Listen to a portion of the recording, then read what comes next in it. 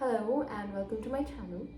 I am Devanshi Sehra and this is a non-spoiler review first of Divine Rivals and Ruthless Vows by Rebecca Ross. It's a duology, complete. And after that you'll be seeing a reading vlog of me reading it. This setup, this background, this is my place. This is where I sit and rot and read. So I'm gonna be sitting here a lot, I'm telling you beforehand. Anyway, so I've read both these books now, and this is first non-spoiler. So this book is a historical fiction, young adult, romantasy. About historical fiction. It's historical in the sense that it's set up in a time where there were trains, where there were telephones, where there were cars, there was electricity, but not available to everybody.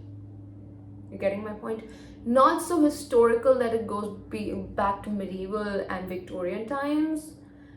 It's just, and it's not so modern that it's urban fantasy as well. It's somewhere in the middle, you know, when we had telephones, but they were like a local area network, and in the building, in certain organizations, they had access to phones, or maybe there were phone booths on the streets, not like the regular cell phones we carry every day. So in that sense, historical fiction. It's set up in a wartime, war zone, and it reminded me a lot of the book called The Book Thief by Marcus Zusak. I'm sorry if I'm pronouncing the name wrong, but that book is set up in Nazi Germany at the time of World War II, and it's narrated by death itself. So the thing that you'll find both of these books a little bit overlapping because they both take the plot. The plot mainly focuses on how the war impacts the lives of the people, and that is how the plot progresses. All right. So, but that is purely classic historical fiction. This, on the other hand, Divine Rivals and Ruthless Vows, they are romantasy, and romance is young adult, so no spice. You're gonna love it. The long distance relationship. It's a beautiful romance. You're gonna see typewriters, the enchanted typewriters. And did I miss anything else? There are gonna be lots of long distance relationship, if you know.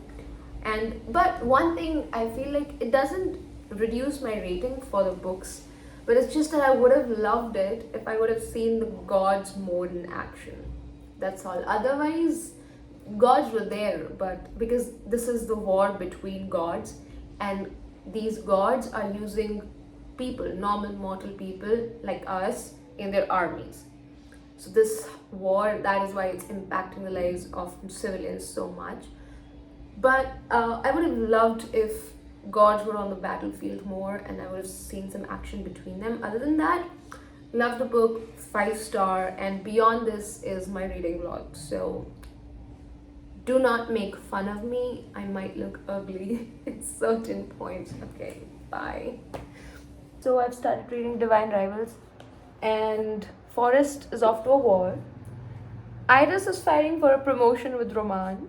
I have read 2 chapters so far, and she wrote a hate love letter to Forrest, which I really like because she was like, "How dare you leave me?" And the wardrobe replied. Now I'm thinking, this isn't Forrest, so is it like a buried god or something? So basically, I'm thinking these gods are evil creatures, and is there some kind of god who's trying to who might manipulate her into something? Maybe this is just random magic, I don't know. But I feel like this person or god who must have replied that this is in Forest, it might play a good role in the story. And who's going to get that promotion? I'm excited about that. Because, or is there even going to be a promotion? Because I feel like they keep mentioning the war is never going to make it here, which makes me believe it will. And I feel like there will be no Gazette left to promote, you know? What's a cheese and pickle sandwich? I know it's nothing to do with the book, but I'm reading chapter 3, and Sarah Prindle, the friend, is eating this thing for her lunch break. And I know I stopped mid-sentence, but I've read so many books. There's something to do with pickles and so many dishes, and I'm so curious. I only have pickle with some parathas, the Indian dish, but what is this? I mean, I really want to try Cheese and pickle sandwich. Sounds good, sure. You're telling me that Roman was getting those letters? Are you kidding me? So he knows that they're coming from Iris, and even after that, when she says, I won't write to you anymore, he sends a letter that says, but just in case you were wondering, I'll gladly read whatever you write. Yeah, it's gonna be fun. Really fun. I refuse to accept he's getting married. Okay, I'm in a little shock and I need some time to digest the fact, but I'm raging. He's just said, yes, sir. I mean, I know he's pissed and he's realizing that the little girl, the surname, I don't remember the name, but I do remember her surname was Little. We can see that she doesn't want to marry him either, but what in the name of Lionel Arcrux is happening here?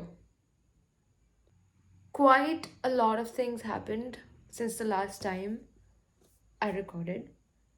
First, Iris's mom died. So, like, the moment I read the fact that her mom is dead, I knew two things. She was going to write an obituary in the newspaper in Gazette. And second, I felt like this is it. She's going to join the Tribune newspaper. And she did. Just finished the chapter and she's off to a war. Yes, she's off to a war and she's got nothing with her. And the typewriters, the closet wasn't the one connecting them, Roman and Iris.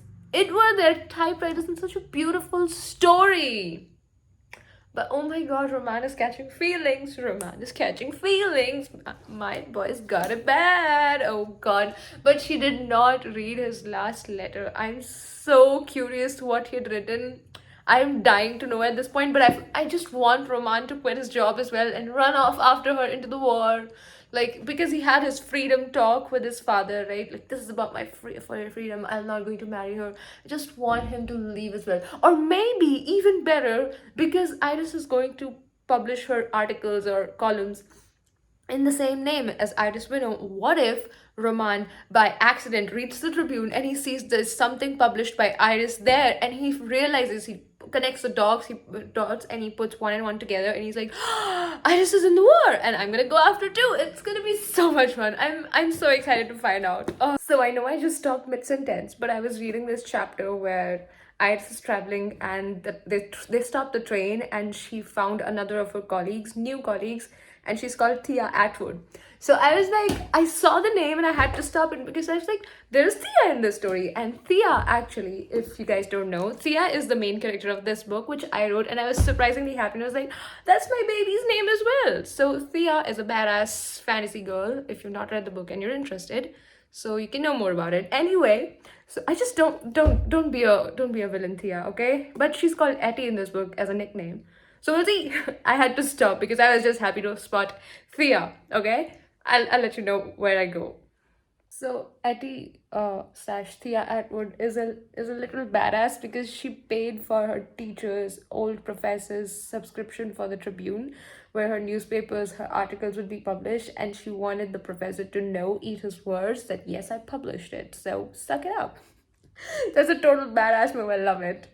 Alright, so because I don't have a habit of stopping when I'm reading, I'm on page 154, and the conversations, the letters Iris and Roman are exchanging are getting cuter and cuter by the minute because they're having these heart-to-hearts and they're sharing their dark feelings. And when Iris had to go, like, out of the blue, and she was in the middle of writing her letter to Roman and he got so worried and he talked to his nan. And now Iris sent him a letter saying, would you ever want to meet me? And oh my god, the conversation was the sweetest on God's green earth. Would you see? And he replied with a caps lock, yes. Oh, and the conversation about you don't have wings, so that's a surprise. But then Iris actually writes to him that I want to see you and I want to hear your voice. But in her mind, she also says, I want to touch you. And I was like, oh, also, Iris wrote a letter to someone to find out about her brother, and she finally got a response about which battalion he was stationed in and every other thing. So I'm thinking she's about to write to the person who Forrest was directly reporting to. So it's gonna take a turn for good, and we're finally going to know something about Forrest, which is good. But I'm going crazy to find out what happens with Roman and Iris and what they're going to do. Oh my god. Oh my god. And what happened to his engagement? He was to be married in a month, right? I don't know. How long did he have before getting married? Alright, listen to this conversation, okay? With Etty and Iris. And Iris basically asks her, not basically, she actually asks her, let me just collect myself. Do you think it's possible to fall in love with a stranger? Like loving someone you've never met, someone whose name you don't even know, but who you have a connection with. Oh my god! Oh my god, you met him! Oh my god. Okay, do you see this word love? Yes, that's what she wrote. Love, Iris. Okay, and you know how you responded? Yeah, this is it. Yours. Yours. Oh my god. Oh my god. Oh my god. So, Roman came to the war zone. And there was a siren for all the dragon thingies or winnows. No, wyverns that they're calling them.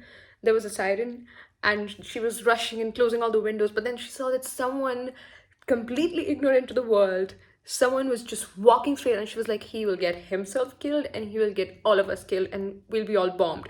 And then she brought the binoculars and she was like, oh, that's Roman. And then she ran across the field, and when he saw her, he started running towards her, and they crushed each other's like hug.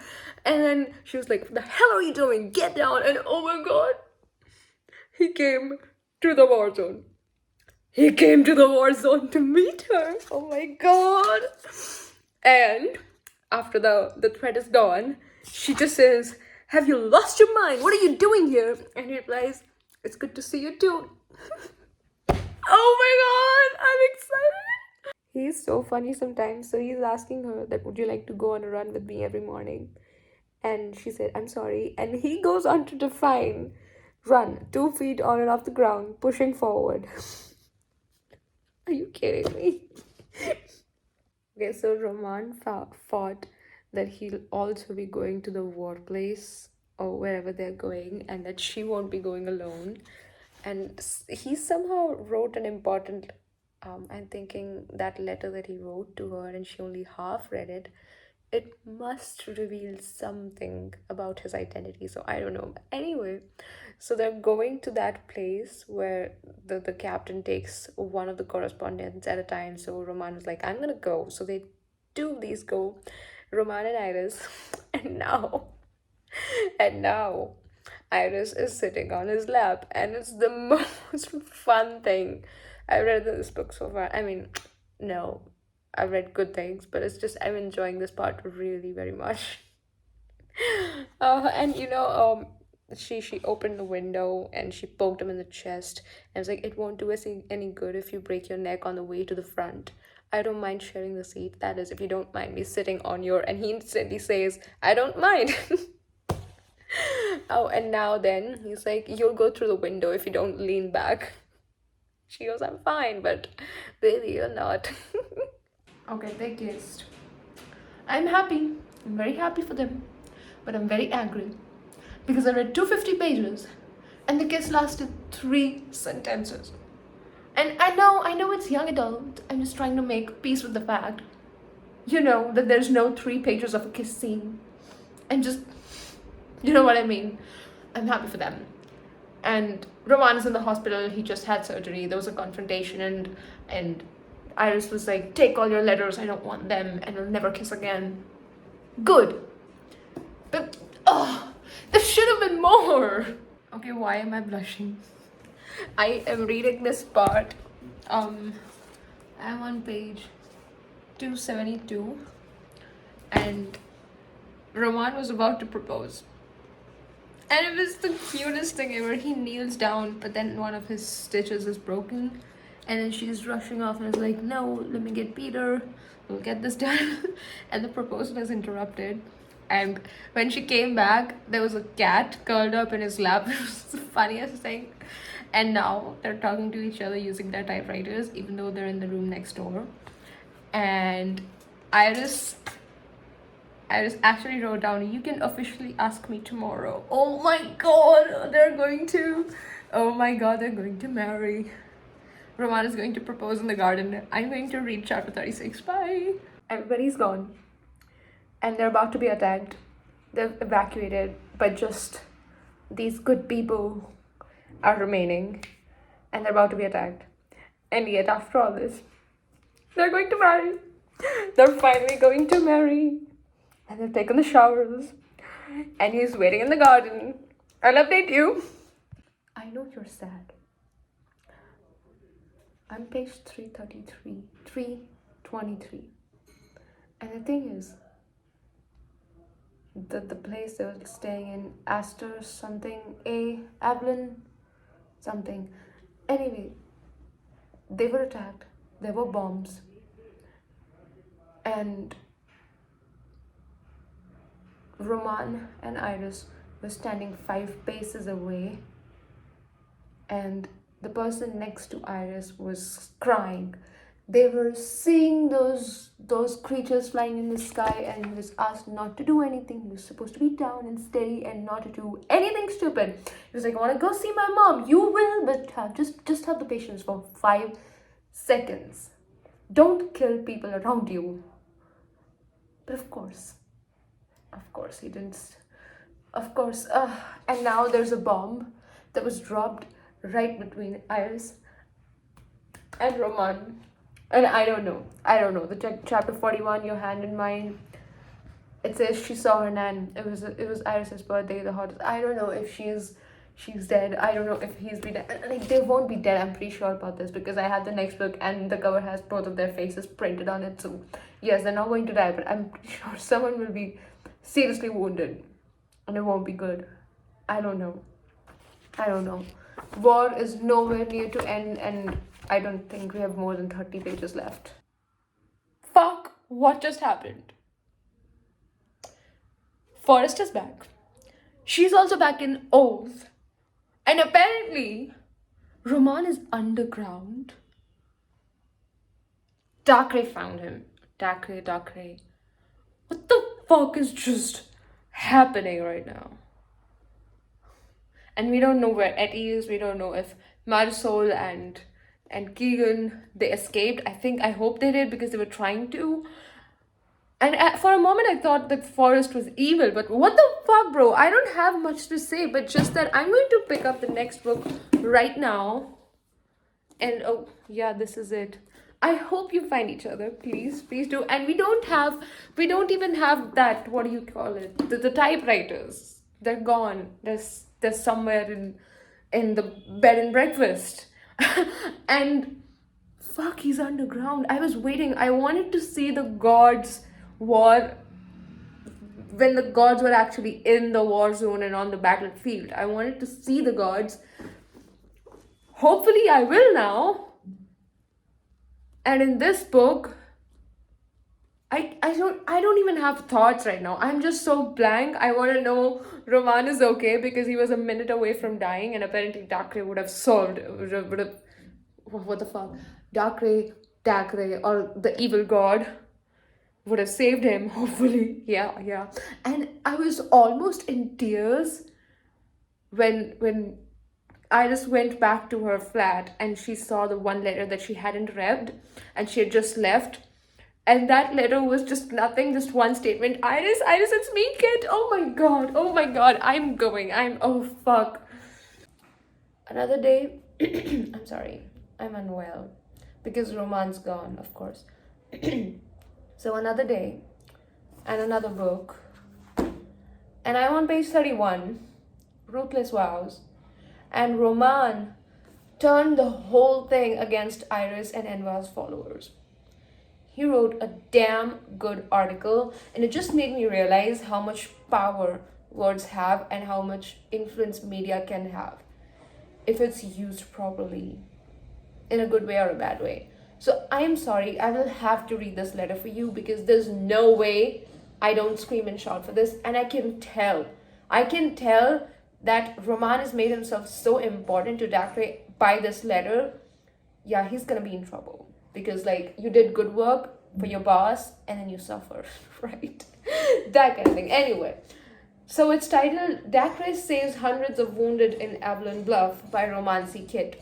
It says, there are two sides to every story. You may be familiar with one, told through the lens of a goddess who has drawn many of your innocent children into a bloody war. But perhaps you would like to hear the other, one that would see your children not wounded but healed, one that would see this land mended, a story not just confined to a museum or a history tome that many of us will never touch, but a story that is in the process of being written. Written now as you hold this paper, reading my words. For I am here at the front, safe among Dacre's forces, and I can tell you what you long to know from the other side.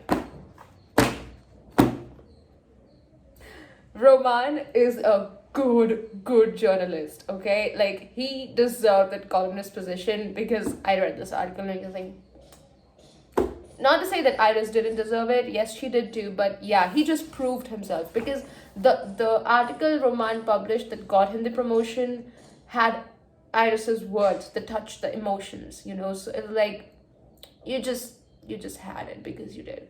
But this one, this proves that he deserves it, you know? And fuck, I'm worried because he's underground. Oh, there's Roman's POV. I'm not crying. I'm not crying.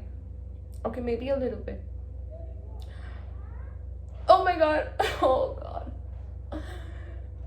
I fucking hate this Dacre god.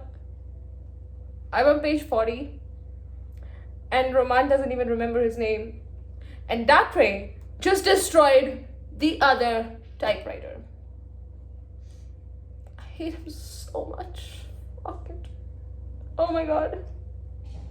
Oh my god. Fuck yes. Fuck yes. Iris just stole the typewriter using Prindle and Ettie's help. So, oh yes, now we're talking. Oh my god, there'll be old letters. They're talking again. So Iris has left for a new adventure. Roman has finally responded to the questions she sent him. One of them being was, what was my snail's name? I think the other is, which season is my favorite and why? And what's my middle name? They're talking again, which is a good thing. Bad thing is, why does Roman keep mentioning that he wants to tell Dacre about this? Is he stupid? Because are you crazy? Don't tell him. You're gonna screw all of us. Don't! I'm on page 130. Roman's gonna be a spy, and he's gonna reveal Dacre's secrets in war strategy to Iris, which I'm so proud of, but also worried about. And page 130, and Dacre asks him whether he can see himself, Roman can see himself as a soldier. And he replies, I don't want to fight with half a heart, but all of it. Fuck, I'm in love. This is what love feels like. Oh god. Can you stop impressing me with your sentences every 2 pages, Romancy Kitt? Like, I've had enough of your flattery. You can stop now. I'm like, oh, you won my heart. What? You won my heart. Oh my god, I can't take this anymore. I'm so worried about him. I'm so worried. Don't be a soldier, please. Be the correspondent that you are. You're safe. You're good. You won't be. You know? I hope. Excuse me, incredent stupid Iris. Do you want to kill your husband? He told you to burn his words. Why are they not burnt yet? You're retreating. You've saved the people. Now burn his words. Are you crazy? What are you doing? I'm telling you, people, these letters are gonna get them caught. And they're gonna regret it. Because this is stupid. This is like, I don't even have words right now. Burn the damn words! What are you waiting for? I've dreamt of you. Friends or enemies? You and I were never enemies, Kitt. Not exactly. Then were we something more? Yes, I'm your wife. I'm not crying. You are. I'm just watering my eyes. I'm not crying. Oh God. My boy Tobias deserves a shout out. Because damn, he's a good driver. You know, just like with all the car maneuvering, like zoom, zoom, zoom, zoom, zoom, zoom, you know, escaping. And then the hounds, how they escaped them, and he wounded one of them. And whoa, I love the way he maneuvered the car, and he was like smooth as fuck. And he knows what he's doing. I love that. Chef's kiss. Roman is back. He remembers. Oh my God. But he stayed back with Dacre, you know, to do the whole spy thing again. Fuck, this is so risky. But and Iris published the true story, and now Dacre has his eyes set on her. Fuck, I'm worried. But the point is, my baby is back. Roman remembers. Oh. Hello. They met at the cafe. And they fooled well. And Roman was a smart ass to write a letter to her. And the letter that he wrote for her at the Gold's Cafe, it was addressed to my Iris. Oh, my heart. Oh, my heart. Oh, God. I love the way they work together as a team, and they're so smart. Because it took Iris 2 seconds to figure out that there was something wrong, and they were fooled the shit out of well. Fuck. Oh God, they're so sweet together. Oh God. I am scared for my life. I mean, I'm scared for Roman's life. Shit has hit the fan officially, and fuck it if it ever goes well. Why? Because I'm on page 273, and Lieutenant Shane, he found out the letter. I told you, this is my moment of saying, I told you so. Burn the damn letters. But you can't do that, right? You're smart, but you're stupid enough to do that. You're stupid enough to do the basic mistake. Like a kindergarten student would burn those letters. You didn't. What? And he goes on to say, the Shane guy, he goes on to say, I know you're the mole correspondent. We're so screwed. Like, so screwed right now. This is me reporting on page 329. And I fucking love the courtesy of Ingrid and Iris. Dacre, the evil god, threatened her to publish in her newspaper on the front page that if they don't support him, he's gonna bomb the city. So she goes on behind her previous employer's back, and she'll change the first page of Oath Gazette, and she's going to publish advertisements of the buildings that are safe for the bombing. And on second and third page, they're going to tell them that this is where they need to go to be safe.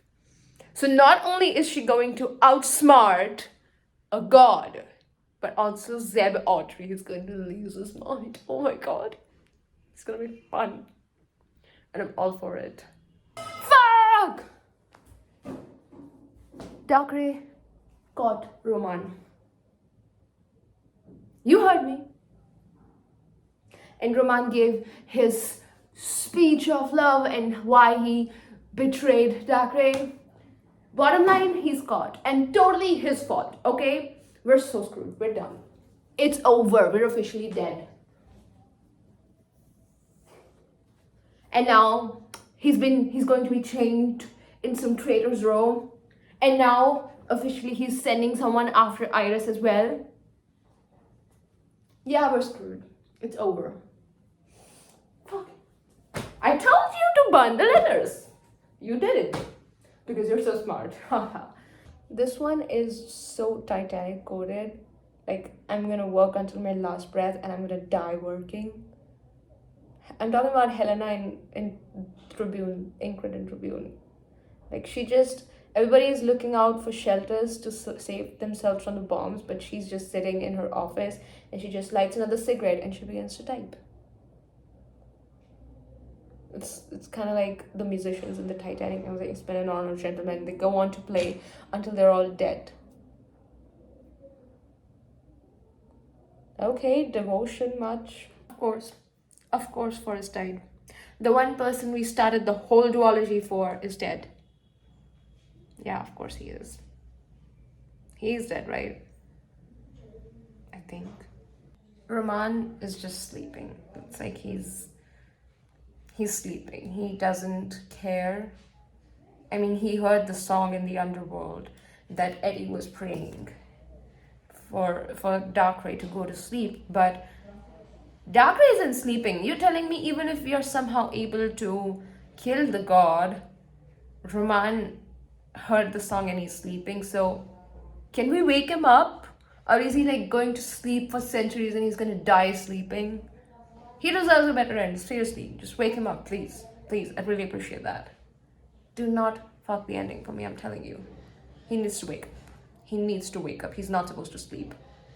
I will be so angry, I'm telling you. He needs to wake up. Right now. I read the book. It's done. It's over. Raman was saved. Iris saved him. She came in between the bullet and him. I love the chaos. The graveyard just pulled over because everyone in power had just gone. So like, they're like, this is our time to shine. I love that. And I love how things ended. And you remember the speech that Iris gave him, and she was like, I'll drop letters in your pocket and you won't realize that. And messages. I saw that happening. I'm happy. I love it. I love the ending. I'm good. You ended things well for me. No cliffhanger, nothing. I'm good. I'm at peace. I'm satisfied. 5 stars.